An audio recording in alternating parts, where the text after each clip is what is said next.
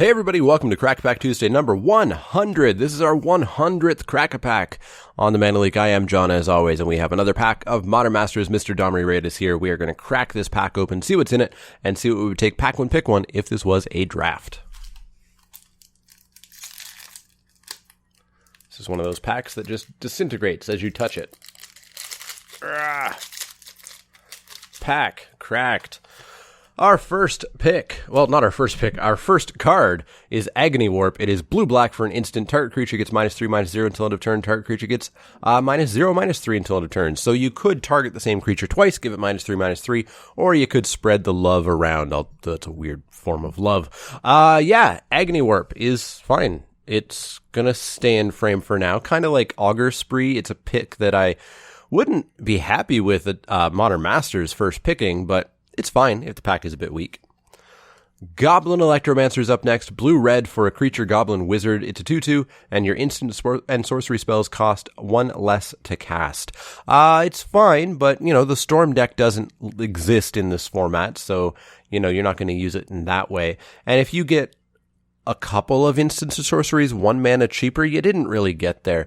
The deck for Electromancer, I don't really think exists. I'd love it to exist because I would love like a heavy spells deck to exist, but that's a little bit more cubey than it is Modern Masters-y, so I wouldn't really go in on Electromancer, certainly not as a first pick. Pit Keeper's up next. 1 and a black for a creature human wizard. It's a 2/1. When Pit Keeper enters the battlefield, if you have 4 or more creature cards in your graveyard, you may return target creature card from your graveyard to your hand. This is obviously part of the sack deck where you will have a whole bunch of creatures because you've been throwing them away to later unearth them or do something else with them. And in this way, you get them back to your hand, which means then you can play them and sack them again and still unearth them, etc. Really kind of one of the like synergy glue cards that you would never ever first pick. You would pick this very late in the pack, like last few picks. This will be there, unless somebody else at the table is the sack deck, in which case you should figure out a different deck to go into. Next pick is a Grixis Slave Driver. Grixis Slave Driver is 5 and a black for a creature zombie giant. It's a 4/4. When it leaves the battlefield, create a 2/2 black zombie creature token. You can unearth this for 3 and a black. Now, unearth means that if it's in your graveyard, you can pay the unearth cost and it comes back with haste. And then the next time that it would leave the battlefield or die, it exiles. And you can only do it at sorcery speed. Yeah, this is kind of the top end for the sack deck. The sack deck would prefer all of the little unearth guys, but this is a way to get there. Plus, it makes a couple of tokens the first time it dies and the second time it dies. So you have 2 zombie tokens by the end of that whole scenario, which is further creatures to sack to your Golgari Rotworms or your Scorched Rusalkas. But again, not a first pick. This is a rather late card. Shimmering Grotto is up next. There are some lands that you would debate first picking. This is not one of them. Shimmering Grotto is a land. You can tap it to add a colorless to your mana pool, or you can pay 1 generic and tap it to add 1 mana of any color to your mana pool. So it is a mana fixing, mana filtering kind of card, but it's a very slow way of going about it. In a set with signets, in a set with dual lands, in a set with tri-lands, this is the slowest mana fixing you could ever ask for.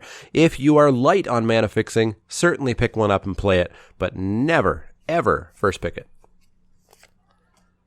Hanweir Lancer is up next. 2 and a red for a creature human knight. It's a 2/2. It has Soul Bond. Soul Bond means that when it enters the battlefield or another creature enters the battlefield, if it's not soul bonded, you may soul bond it to target creature. Or it doesn't actually target. Let's get rid of that word. And so as long as Hanweir Lancer is paired with another creature, both creatures have first strike. Totally fine filler card for an aggressive sort of Naya deck, perhaps, maybe a Jund deck as well. Yeah, it's nice and aggressive. First strike, really good. First strike on something that generally shouldn't have it, really, really, really good. Yeah, totally fine card, but nowhere near first pick. Momentary Blink is up next. 1 and a white for an instant. Exile target creature you control, then return it to the battlefield under its owner's control. Flashback for 3 and a blue. Obviously a mainstay, a glue piece of the blue-white flicker deck. But again, these glue pieces aren't typically things you want to be first picking unless they're massively powerful ones. And this isn't really a massively powerful one. I don't think you would ever first pick a Momentary Blink. But as soon as you're in that deck, you would pick it pretty highly. Crippling Chill is up next. 2 and a blue for an instant. Tap target creature. It doesn't untap during its controller's next untap step. Draw a card. This card feels exceptionally fair in this set. This feels underpowered. It almost feels like it doesn't quite belong.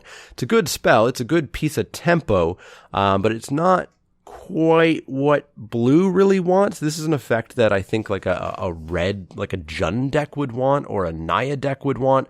So unfortunately, it doesn't really quite get there. Yeah, Crippling Chill, kind of out on it. Certainly not a first pick, though, so we can take that out of the discussion. Coiling Oracle is up next. Coiling Oracle is green-blue for a creature snake elf druid. It's a 1/1, and when it enters the battlefield, you reveal the top card of your library. If it's a land, you put it onto the battlefield, and otherwise you put it into your hand. So it's a 1/1 that draws you a card, and sometimes it ramps you. Yeah, Coiling Oracle is totally fine. I would not really first pick it, but if I'm heading into Bant, boy, do I want these. Flickering these to get card draw, to get ramp, just really, really good. But again, not quite on the power level that I want for a first pick. Tandem Lookout is our last common. 2 and a blue for a creature human scout. It's a 2/1. It's got soul bond. And as long as Tandem Lookout is paired with another creature, each of those creatures has, quote, whenever this creature deals damage to an opponent, draw a card. It basically gives your creatures, this creature and the creature it's paired with anyways, curiosity? Yeah, Curiosity. An Ophidian ability. If it deals damage to an opponent, you get to draw a card. I think that's what Ophidian does. Yeah, it's a solid card in blue. Blue loves to draw cards. Pairing this with a flyer, pairing this with like a 1/1 spirit. Oh boy, you're going to draw so many cards and just be super ahead. Very good card, but again, not quite the power level of a first pick. We might need to bring some of these cards back in. We'll have to see. Our first uncommon is Mightve Grossa. Single green mana for an instant. Target creature gets +2/+2 until end of turn. If you cast this spell during your main phase, that creature gets +4/+4 until end of turn. So if you have no need of keeping this super secret and waiting till the last second, you can double the effectiveness for a single green mana. Mightve Grossa, really solid combat trick, really solid just giant growth main phase trick. I like Mightve Grossa. That being said, first pick and combat trick doesn't really feel good. Even if this one is still worth like, what, $3? That's not enough. Our next uncommon is Bronze Beak Moa. Bronze Beak Moa is 2 red-white for a creature bird. It's a 2/2. Whenever another creature enters the battlefield under your control, Bronze Beak Moa gets +3/+3 until end of turn. Bronze Beak Moa can be a beating. I remember this card from Dragon's Maze. Yeah, it's a 2/2 for 4, which is obviously overcosted. But the fact that it's a 5/5 in green-white, hopefully every turn, and if you're doing really gross things like, I don't know, playing a Lingering Souls, this becomes a 8/8, because it gets +3/+3. Yeah, this can be just an absolute beating, and I would definitely consider it first pick quality. It's a little low on the first pick quality, but I would consider keeping it in frame. I really like Bronze Beak Moas. Our final uncommon is going to compete with the Selesnya plan, and that's Unflinching Courage. 1 green-white for enchantment aura. Enchanted creature gets +2/+2, has trample and lifelink. This is a good aura. 3 mana for +2/+2 trample and lifelink is huge. Put this on your Bronzebeak Moa. Suddenly you play Lingering Souls and you've got yourself a 10/10 trample lifelink. You should win the game after that swing. Very, very good card on Flinching Courage. Definitely going to stick in frame. Our rare will throw things away due to value again. Blood Moon. 2 and a red for an enchantment. Non-basic lands are mountains. End of story. Blood Moon doesn't really have a home in Limited. This set's probably the best set it's ever had a chance to be played in Limited because players will be playing a bunch of non-basic lands, but I still probably wouldn't recommend main decking this. That being said, this is probably still worth like $20, probably somewhere around there. I'm not entirely sure on hand. I will try to do a quick check here. But yeah, I would first pick it for value in most drafts, but I can't, in good conscience, suggest that you actually main deck this. Maybe sideboard it if you're up against like 5-color good stuff or something like that. But yeah, I would solidly pick this $30 card, as Star City Games tells me right now. Our foil is a Scorched Rusalka. Scorched Rusalka is 1 single red mana for a creature's spirit. It's a 1/1. You can pay a red, sacrifice another creature, and Scorched Rusalka deals 1 damage to target player. This again is one of those glue cards for the not Grixis. Well, I guess Grixis could pull it off, but the Grixis or Jund or red-black sacrifice decks. Again, not really a card that I would want to first pick, and not a card that I'd want to pick terribly highly until I'm in that in that format or in that deck archetype.